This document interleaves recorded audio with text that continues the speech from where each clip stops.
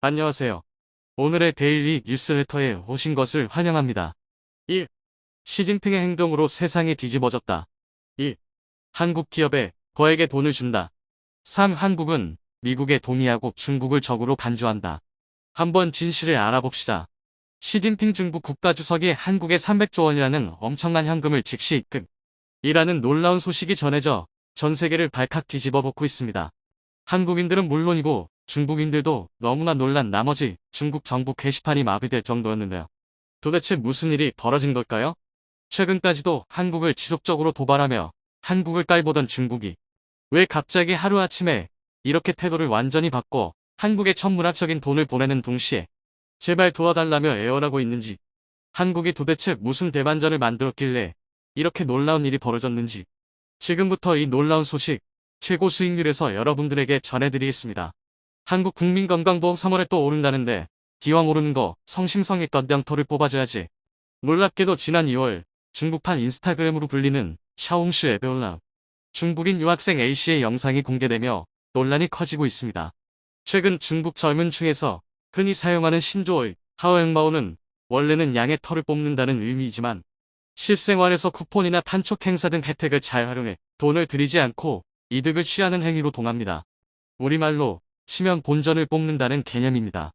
A씨가 언급한 건 올해 3월 국민건강보험이 외국인 유학생의 건강보험료를 기존 51,010원에서 지난 3월 63,760원으로 올리고 건강보험료 경감률을 60%에서 50%로 낮추겠다는 계획을 언급한 것으로 보입니다. 그는 자기가 건강보험 자격이 되는지부터 따져봐야 한다며 더 건강보험 앱에서 검진기관을 쉽게 찾을 수 있다는 팁까지 안내했습니다. 머니투데이의 취재 결과 A씨들 비롯해 중국 SNS에서 한국의 건강보험에 대한 관심은 가히 폭발적이라 해도 과언이 아닐 정도로 뜨겁습니다. 중국의 대표적인 검색 사이트 바이두에서 한국보험제도 하오양마오를 키워드로 검색하면 연관 게시글 수십 가지가 뜹니다. 그중 지난해 3월 게시된 한국국민보험 국민건강보험은 왜 하오양마오일까란 제목의 영상에선 20대로 추정되는 한 중국인 여성 B씨가 하오양마오 가이드라며 한국에서 국민건강보험료를 내고 본전을 뽑는 팁까지 공유했습니다. 이 영상에서 B씨는 한국 치과에서 스케일링과 사랑니, 발치 역시 보험 혜택을 받을 수 있다며 자신이 경기도 한 치과에서 스케일링과 발치를 하고 난 영수증이라며 인증하기까지 했습니다. 그는 다 합해 38,500원밖에 들지 않았다. 너무 싸지 않냐? 라고도 했습니다. 또 한방치료에서도 건보 적용을 받을 수 있다는 팁도 공유했습니다. 그는 한국 한의원에서 침을 맞거나 부항을 뜨고 물리치료를 받아도 건보 혜택으로 싸게 누릴 수 있다고도 기띔했습니다. 그러면서 한국에서 건보 본전을 뽑으려면 2년에 1번 공짜로 건강검진을 챙겨 받을 것, 신체검사 자격인지 확인하기, 스케일링, 사랑니 발치는 한국에서 싸게 받을 것, 3차 병원도 건보 혜택이 있으니 너무 비쌀 것이라 걱정하지 말고 진료일에서 챙겨가기 등을 꿀팁이라고 제시했습니다. 국민건강보험법에 따르면 한국에서 일하는 외국인뿐 아니라 외국인 유학생도 신청에 따라 건강보험에 가입할 수 있습니다. 외국인 유학생의 건강보험료는 전년도 말에 지역가입자 세대당 평균 보험료를 기준으로 산정되는데 체류 자격의 유학비 이에 해당하는 경우 그 보험료의 50%를 경감받습니다. 하지만 건강보험에 가입하지 않더라도 한국에서 공짜로 진료받을 수 있다는 의료기관 명단이 중국 바이두와 샤옹슈 등지를 떠돌고 있습니다.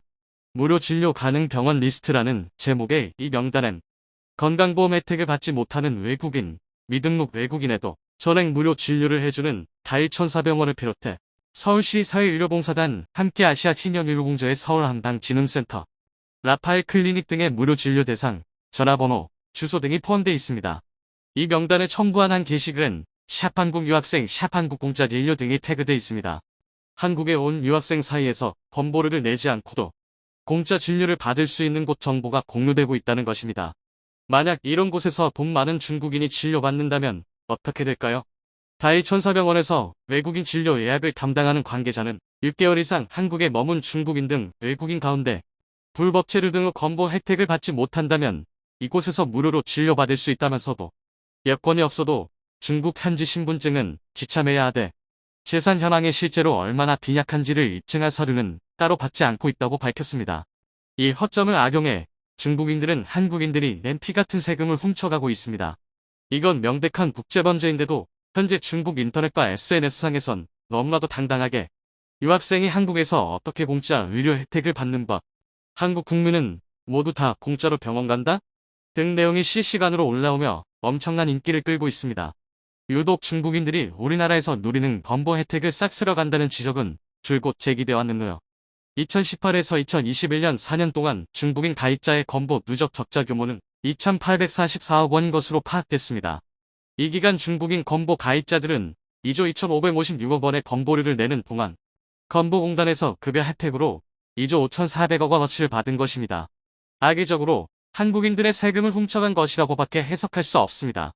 2021년 한국에 거주하는 미국인들은 한국 건강보험에 683억 원의 흑자를, 베트남인들은 447억 원의 흑자를, 필리핀인들도 한국에 316억 원의 흑자를 안겨주었는데 오직 중국인들만 한국에 막대한 적자를 안기며 한국인들의 피같은 세금을 갈취해갔습니다. 자, 그런데 대반전이 일어났습니다. 이렇게 중국인들이 한국에서 지난 몇 년 동안 부당한 방법으로 수천억 원을 갈취해간 대가로 한국은 중국의 수백 수천 배에 달하는 복수를 하는데 성공했습니다. 원래 중국이 확정적이었던 사우디의 6조 4천 원에 달하는 역대 최대 규모 석유 화학 플랜트 사업. 최근 시진핑이 직접 사우디에 수차례 방문하며 중국 기업이 100% 확실하게 수주할 것이라 생각했던 이 사업을 한국의 현대건설이 뺏어오는데 성공했습니다.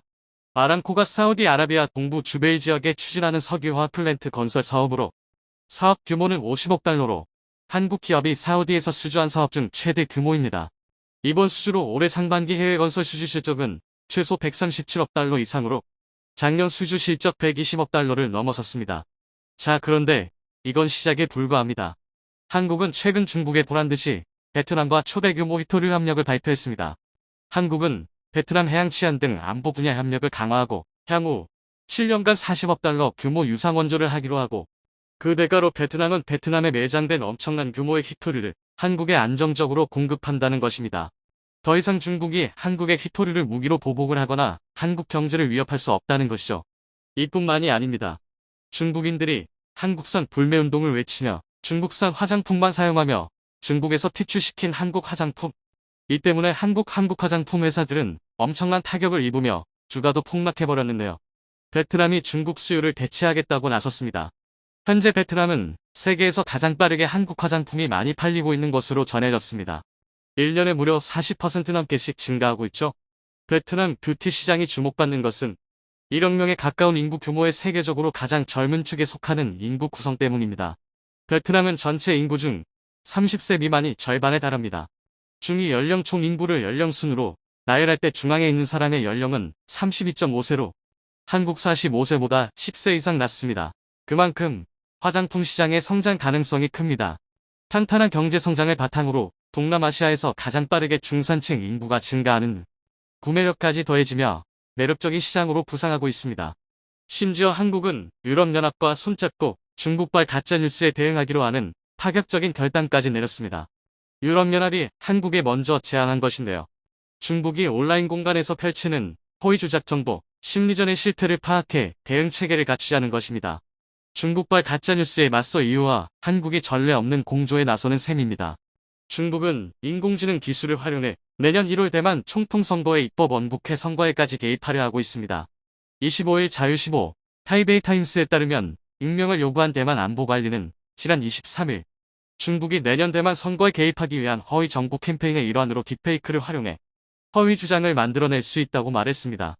이 관리는 중국이 생성형 AI를 통해 허위 정보를 대량으로 자동 생산하고 사진 영상의 디지털 조작을 포함한 신기술로 정보 환경을 조작해 대만 선거 결과에 영향을 끼치려는 노력을 배가할 준비가 돼 있다고 주장했습니다. 이어 중국이 선거 사기에 대한 거짓 주장을 지원하거나 특정 후보가 극단적인 연설이나 행동을 한 것처럼 묘사하고자 영상을 조작하는데 해당 기술들을 사용하고 있다고 전했습니다. 대만뿐만 아니라 한국에서도 중국은 가짜 뉴스를 퍼뜨리고 있는데요. 이번에 한국이 유럽연합과 손을 잡고 이러한 중국의 행태를 완전히 뿌리 뽑아버리겠다는 것입니다. 한국이 이렇게 전세계 주요국들과 손잡고 중국의 너무나도 강력한 복수를 시작하자 시진핑이 손을 들었습니다. 중국이 해마다 사용하는 기업 보조금 규모는 무려 315조 원, 주요국 중 최대 규모인데요. GDP 대비 기업 보조금이 미국의 4.4배에 달합니다. 이 엄청난 규모 중 상당한 금액을 한국 기업에 줄 테니 제발 중국에서 떠나지 말아 달라는 것인데요. 한국은 이를 거부하는 분위기입니다. 최근 중국 관영지가 싱하이밍 주한 중국 대사의 발언을 감싸며 한중 관계가 악화할 경우 그 결과를 감당할 수 있겠냐는 발언을 해 논란이 되고 있습니다.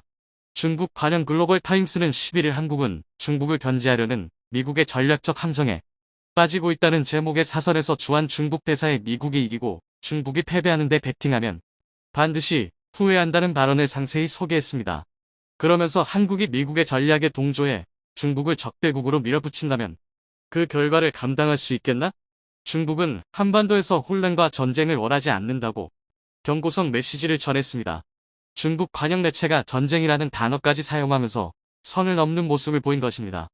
그런데 중국이 이렇게 강하게 경고를 날리는 이유는 사실 요즘 중국 내부에서 일어나는 불안과 혼란이 심상치 않기 때문입니다. 얼마 전 중국 텐진에서는 무려 4,000명이 대피하는 초유의 사태가 발생해 인민들의 불만이 폭발 직전에 달했습니다. 중국 텐진의 한 아파트 단지 내 도로 치마에 금이 가고 아파트 벽체가 갈라지거나 기울어 주민 4천여 명이 대피하는 일이 벌어진 것인데요. 텐진시 진남구의 한 대규모 아파트 단지 내 도로 곳곳이 내려앉아 균열이 생겼으며 25층짜리 아파트 한 동은 보시는 것처럼 눈으로 봐도 심각할 정도로 기울었습니다. 겁에 질린 이 아파트 단지 주민 4,000명은 지난 1일 새벽 아파트를 빠져나와 아직까지 호텔 등에서 머무르고 있는데요. 주민들은 아파트 벽이 손가락이 들어갈 정도로 갈라지더니 얼마 되지 않아 주먹이 들어갈 정도로 들이 벌어졌다고 말했습니다. 아파트 맞은편에서 대규모 터파기 공사를 하면서부터 이런 일이 발생했다고는 하지만 누가 봐도 단기간에 이 정도 치마가 발생하는 것은 불가능에 가깝습니다. 전문가들은 중국식 구실공사가 대형 참사를 야기할 가능성이 높다고 진단했는데요. 코로나 봉쇄 조치가 끝났음에도 불구하고 인민들의 생활은 나아지지 않고 있는 가운데 중국 공산당이 조만간 무너질 것이라는 충격적인 예측까지 나왔습니다. 지난달 16일 중국 국가통계국이 발표한 4월 실업률은 중국 공산당을 적잖이 당혹스럽게 만들었습니다. 16에서 24세의 실업률이 20.4%를 기록하며 사상 최고치를 기록했기 때문입니다. 중국 젊은층 5명 중 1명은 일자리가 없다는 이야기인데요. 미국 CNN은 자체 추산 결과 올 3월 중국의 젊은 실업자는 1,100만 이상이라고 심각한 것은 공산당 핵심 지지층으로 몰리던 2000년 이후 출생자 링링호가 여기에 해당된다는 사실입니다. 특히 지난해 11월 공산당 퇴진, 시진핑 퇴진, 구호가 등장한 대학생 백지 시위도 단순히 엄격한 제로 코로나 정책에 대한 반대라기보다는 중국의 불황, 경제 상황에 대한 불만이 반영된 것이라는 분석이 많았습니다.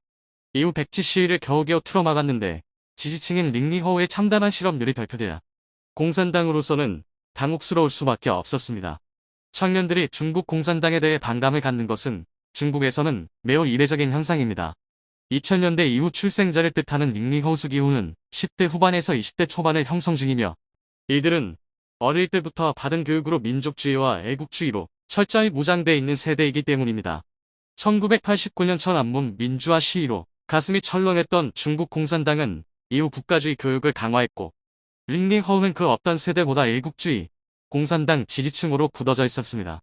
더구나 링링호우는 물론이고 1990년대 이후 태어난 30대, 즉 주링호우, 구령후까지 이들은 모두 학창시절 중국의 비약적인 경제성장을 경험했고 그 혜택을 고스란히 누린 세대입니다.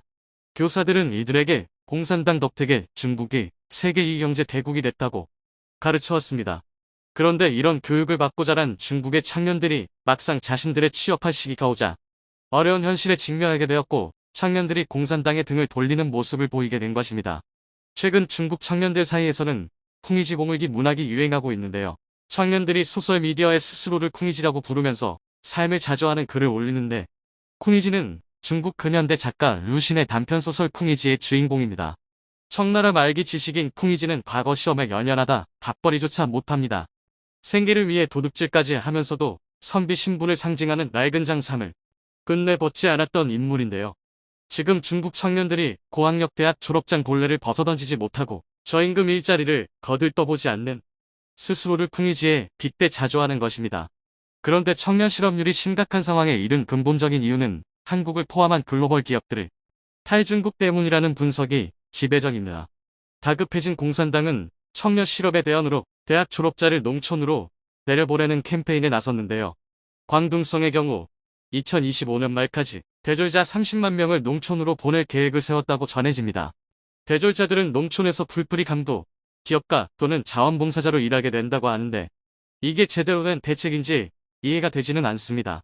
그럼에도 이 캠페인의 지원자가 지난해보다 3배 이상 늘었다고 하니 지금 중국의 청년 실업이 얼마나 심각한지 알 수 있습니다. 이처럼 중국이 외부에 대놓고 경고장을 날리며 핏대를 세우는 이유는 내부적으로 그만큼 힘들다는 반증입니다. 인민들의 불만을 한국으로 잠시나마 돌리려는 의도인데요. 하지만 한국 기업들의 탈중국은 이미 마무리 단계에 접어들어 있습니다. 한국 총수출액 1위 시장이 20년 만에 중국에서 다시 미국으로 교체될 가능성이 높아지고 있습니다. 올해 들어 5월까지 우리 총수출에서 미국 시장이 차지하는 비중이 18%에 달해 중국이 아니라 미국이 총수출액 1위 시장으로 떠오른 것입니다. 반대로 미국 입장에서 한국은 교역 규모 6위의 나라로 부상했습니다. 하지만 이 모든 것은 중국의 자업자득입니다. 그동안 중국은 한국이 기술력을 제공하면 값싼 노동력으로 생산하는 전략으로 경제 성장을 이루었습니다. 하지만 중국의 도를 넘은 기술 카피와 한알령 등 불확실성까지 겹치면서 한국 기업들은 순식간에 탈중국을 완료해버렸는데요. 얼마 전 실제로 중국에 어느 정도 타격을 주었는지 그 통계가 공개되었습니다. 중국 경제 규모가 미국을 추월하는 시점이 점점 늦춰지고 있다는 전망이 나온 것입니다. 영국의 싱크탱크 이코노미스트 인텔리전스 유닛은 중국이 GDP 규모에서 미국을 따라잡을 시기를 2039년으로 추산했습니다. 1년 전 제시한 시점이었던 2032년보다 7년이나 더 멀어진 것입니다. 현재 탈중국화를 추진하고 미국과 교역을 늘리는 나라들은 한국만이 아닙니다. 이미 글로벌 기업 10곳 중 6곳은 탈중국화를 진행 중이며 인도, 동남아시아 등지로 공장을 속속 이전하고 있습니다. 사실 애플이 가장 적극적으로 탈출 중입니다. 이미 인도에 오프라인 매장을 개장했고 애플의 최대 협력 업체인 대만 폭스콘도 중국이 아니라 인도 투자에 속도를 내고 있습니다. 중국이 오랜 기간 공고히 지켜온 세계의 공장 지위가 흔들리고 있다는 증거들인데요. 미국을 따라잡겠다는 중국의 야심찬 계획은 더욱 더 멀어졌고 미국과 중국의 경제 격차는 더욱 벌어지고 말았습니다. 그런데 이런 상황에서 중국의 결정타를 안기는 소식이 들려왔습니다. 중국 경제가 그나마 버틸 수 있게 해주었던 배터리 산업에 치명적인 발표가 나온 것입니다. 미국계 글로벌 투자은행 IB 모건 스탠리가 캐틀의 성장세 둔화를 우려하며 목표 주가를 크게 낮추자 세계 최대 배터리 기업인 중국 캐틀의 시가총액은 하루 만에 10조 원 가까이 증발했습니다. 지난 8일 중국 선전증권거래소에 따르면 캐틀은 지난 7일 장중 한때 전일 대비 7% 가까이 급락한 204.45위안을 기록하며 연중 최저점을 기록했고 이후 낙폭이 다소 줄어들긴 했지만 맥을 못 추고 있습니다. 모건 스탠리가 캐틀의 목표 주가를 기존 214위안에서 182위안으로 16%가량 내린 이유는 캐틀이 북미에 전기 차용 배터리를 수출하는 것이 사실상 불가능해졌다고 봤기 때문입니다. 미국 정부가 북미산 전기차에 한해 보조금을 지급하는 인플레이션 감축법이라를 시행 중인데 배터리에 들어가는 핵심 광물의 원산지가 중국 등 미국 정부가 인정하지 않는 곳이고 혜택 대상에서 제외되기 때문입니다. 모건 스탠리는 보고서를 통해 이런 게 전망했습니다. 잠재적인 지정학적, 국가안보 위험은 중국 배터리 제조기업의 글로벌 확장 계획을 지연시키고 경쟁 상대인 한국 기업들의 확장을 가속화시킬 수 있다. 며 한국이 수혜를 볼 것으로 기대했습니다. 이런 상황에서 전기차 시장은 과연 테슬라가 악조건 속에서도 계속해서 중국산 캐틀의 배터리를 쓸 것인가에 시선이 모아졌습니다. 실제 테슬라는 현재 미국에서 모델 Y와 모델 3의 일부 차종에 캐틀의 배터리를 탐지하고 있지만 배터리가 중국에서 생산됐다는 이유로 이라 보조금 혜택을 받지 못하는데 테슬라가 계속 캐틀을 고집할까 하는 것인데요. 이익을 최우선하는 기업의 입장에서 계속 중국 배터리 기업을 거래하기는 어려울 것이란 게 시장의 전망입니다. 이처럼 안으로는 청년 실업의 위험 수준에 달했고 밖으로는 미중 간의 대립으로 글로벌 기업들의 탈중국화가 본격적으로 진행 중인 지금 중국은 한국을 자극할 게 아니라 이 위기를 어떻게 돌파할지 대안 찾기에 골몰해야 할 것입니다. 유럽연합에서 중국을 향한 퇴출 운동에 나섰습니다. 경제적 관계를 고려해 미온적이었던 과거와 달리 중국인 퇴출까지 선언하며 강경하게 나섰다고 하는데요. 알고 보니 중국의 공자학원과 밀접한 연관이 있다고 합니다. 그동안 참고 있었던 유럽의 인내심을 공자학원이 터뜨렸다고 하죠. 대체 유럽에서 무슨 일이 일어났고 중국의 뻔뻔한 행동은 무엇인지 지금부터 자세하게 설명해 드리겠습니다. 유럽연합의회에서 본격적인 중국 길들이기에 나섰습니다. 그동안 중국에 대해 너그러웠던 유럽에서 중국에 대해 더 이상 무례한 행동을 용인해선 안 된다는 인식을 한 것이죠. 북대서양조약 기구 나토는 벨기에 브뤼셀에서 외무장관 회담을 진행. 여기서 나토 안보에 미치는 중국의 영향을 의제로 채택해. 그냥 둬선 안 되겠다 유럽. 중국을 적으로 보기 시작했다. 우크라 침공한 러시아 두둔 충격. 중국의 야심과 공세적 행동이 세계 질서와 안보 영역에 도전하는 행위라고 규정. 이를 대비하기 위한 유럽 국가들의 자세 점검이 필요하다고 역설했죠. 나토가 중국 문제를 정식 의제로 올린 것은 이번이 처음입니다. 이 중국 초국경 보조금 규제 무역 확대 가능성 위. 독일 일간지 디자이트와 주간지 슈피겔 등은 경제적으로 중국의 의존도가 높은 유럽에서 본격적으로 중국을 대하려고 하는 것은 이례적인 일임을 밝혔죠. EU 중국 화상 정상회담에서 진행된 내용에 대해서도 유럽 정상들과 EU 고위 관료들은 중국의 일방적 주장에 지쳐 불협 화음 내며 끝난 중 EU 정상회담. 홍콩보안법 코로나 문제로 충돌. 이 홍콩보안법 당행 경고. 심각한 우려, 거듭 흡연. 무슨 이야기를 하는지 전혀 모르고 있다고 비난을 가했는데요. 그 중에서 호세프 보렐 외교안보 정책고위 대표는 시진핑과의 회담에 대해 EU 고위 대표 중국과 정상회의, 김어거리와의 대화 같았다. 김어거리와의 대화라고 평가하며 이례적으로 상대 국가 정상에 대해 비하하는 모습을 보였습니다. 그는 중국 스스로 자신들을 평화로운 사람이라고 평가. 우크라이나 문제에 있어서 절대 제3자가 될 수 없는 중국이. 우크라이나 위기가 즐거운 중국. 중 내부. 대만 무력 통일 기회 왔다 헌어. 끊임없이 러시아에게 무기 지원은 물론이고 경제 지원을 하지 않았다는 말만 되풀이하며 문제를 벗어나려고 하는 것에 지쳤다고 언급했죠. 우르줄라 폰데어라이엔 유럽연합 집행위원장은 중국에 대해 광범위한 제재와 더불어 중국인을 쫓아내기 위한 제도적 장치의 도입을 강조. EU 중국 협력서 긴장으로 우크라 전쟁으로 러중 밀착 이후 전략적 자율성 주춤. 이를 위해 전 유럽이 협조할 것을 당부하며 적극적으로 유럽에서 중국인을 배제하고자 하는 움직임을 보였습니다. 이에 호응해 미국 역시 중국 기업들 가운데 문제가 있는 기업들을 백악관, 중기업 미 증시 상장 폐지까지 검토. 증시에서 쫓아내겠다고 말하며 유럽의 결정을 지지하는 한편 화웨이와 텐젠트 등 유럽에 진출하려고 하는 이들 기업들을 거부. 이들 업체들이 유럽에 다시는 진출하지 못하도록 테두리를 칠 것을 선포했습니다. 영국, 화웨이 퇴출 공식화, 연말부터 장비 매입 금지. 아날레나 베어부크 독일 외무부 장관 역시 중국인에 대한 배제를 천명. 사회의 암적인 존재인 중국인들은 당장 유럽에서 나갈 것을 주장하며 중국인들을 향한 것은 발언까지 쏟아내며 대립했습니다. 사실 유럽이 이 정도로 중국과 갈라서려고 하는 것은 분명한 이유가 있는데요. 바로 중국이 EU 전역에 스파이를 깔아놓고 수많은 정보들을 탈취하려고 한 정황이 발각되었기 때문입니다. 여기서 하는 말 중 다 듣는다. 스파이 소굴된 유럽의 신장.